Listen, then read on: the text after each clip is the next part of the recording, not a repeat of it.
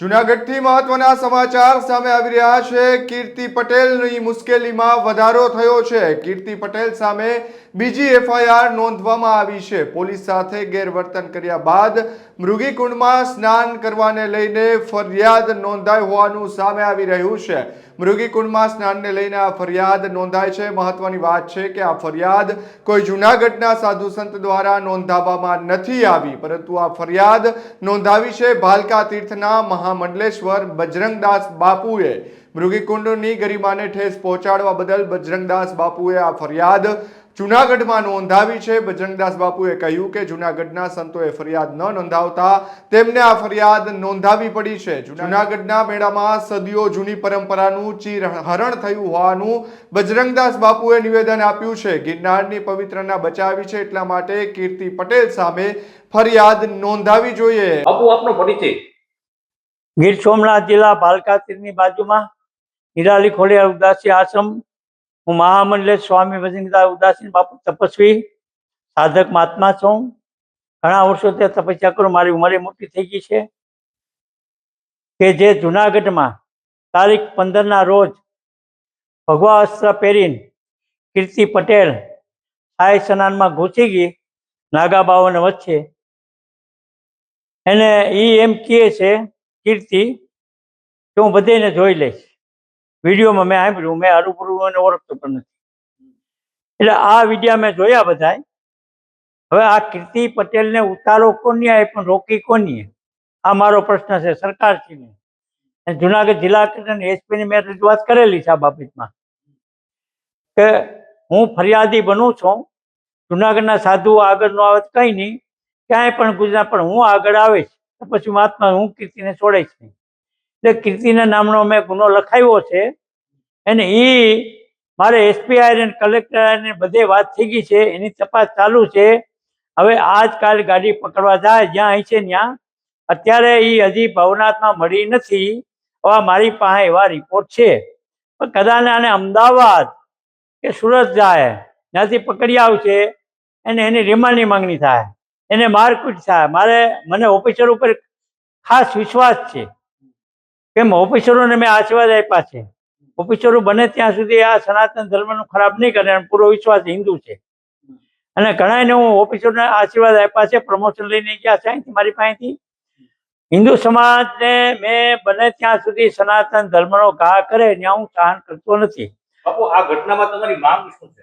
મારી માંગ એ છે કીર્તિ પકડને વહેલી તકે પકડે, એને પકડીને એની રિમાન્ડ દે, એને મારકૂટ કરે, એટલે જેવું હોય છે એવું કીર્તિ પટેલ ઓકી નાખીને માની જાય કે ક્યાં મહાત્મા મને ઉતારો આપ્યો હતો અને ક્યાં મહાત્મા મને ભગવા કપડાં પહેરાવ્યા હતા। ક્યાં મહાત્મા મને ભગવા કપડાં પહેરાવ્યા હતા, એટલે કીર્તિ પટેલ માની જાય, મારી ગેરંટી।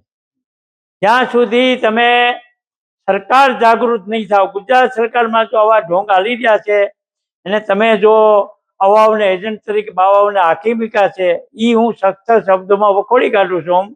જે 2 નંબરના ધંધા હાલે છે, કોઈ છોકરીઓને મૂકતા નથી, બહારથી બોલાવે છે, વીઆઈપી ગાડીઓ જાય છે, હું ધંધા હાલે છે, ગરીબ સાધુ જાય તેનો ટુકડો નથી, 70 કરોડના બંગલા બનાવ્યા છે, હું હાલી રહ્યો। આ બધું મારી પાસે રિપોર્ટ ખિસ્સામાં છે। બાપુ, શું માનો છો કીર્તિ પટેલ કઈ રીતે પહોંચી શકી હોય?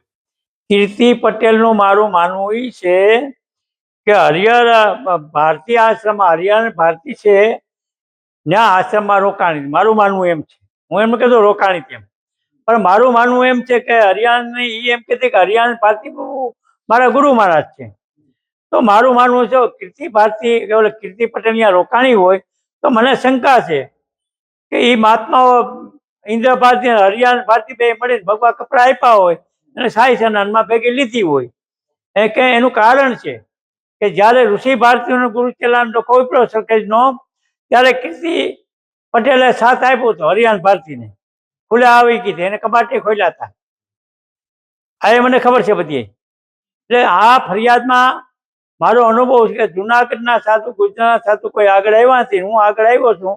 હું તપસ્વી મહાત્મા, સરકારશ્રીને પણ મારી આ રજૂઆત છે કે આની ધરપકડ કરીને આની રિમાન્ડ થવી જોઈએ। કોણ નિવેદન લઈ ગયું છે તમારું પોલીસ? મારું નિવેદન લઈ ગયા ત્યાં ઓરજારા સાહેબે મેં આપ્યું છે, ત્યાં ભવનાથમાં પટેલ સાહેબને આપ્યું છે, એમાં કોઈ બાપામાં ફેરફાર નહીં પડે. અને મેં આજે જ સાહેબને ફોન કર્યો, જે નકલ છે એ મને એક મોકલજો. અને એમાં કલમોનો ઉમેરો કરવામાં આવશે. મને પોલીસ ખાતા પર પૂરો વિશ્વાસ છે. એમાં કોઈ ફેરફાર નહીં થાય. અને ફેરફાર થાય તો હું દિલ્હી ફોન કરી લઈશ. જુનાગઢ મેં કરી છે, એસપી સાહેબને ખુદને, ઓરદારા સાહેબને. અને એને મારું નિવેદન લીધેલું છે ઓરદારા સાહેબે. અને ઓરદારા સાહેબે મને ખાતરી આપી, મેં ફોન કર્યો છે કે સાહેબ ઓરદારા કે મારી ખાતરી બાપુ કીર્તિને હું ગમે એમ કરીને પૂરી દઈશ.